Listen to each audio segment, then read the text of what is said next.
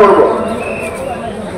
প্রথম প্রশ্ন হলো এই, আগামীতে বিএনপি ক্ষমতায় যাবেন, এই গ্যারান্টি আপনি দিয়ে দিয়েছে।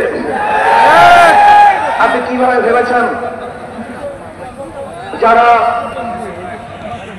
91 থেকে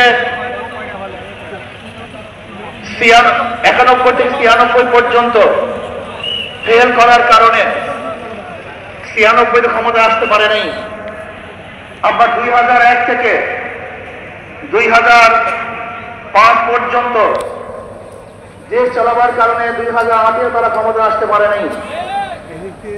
2001-এ বিএনপি ইশতেহার ঘোষণা করেছিল, সেই ইশতেহারের মধ্যে 10% বিএনপি বাস্তবায়ন করতে পারে নাই। এমনকি 2001-এ বিএনপি ইশতেহারে 1 নম্বর শর্ত তারা পালন করতে পারে নাই। আমি বিশ্বাস করি আগামীতে ক্ষমতায় কে যাবে না যাবে জানি না, কিন্তু বাংলাদেশের জনগণ কোন দুর্নীতিবাদ চালাবার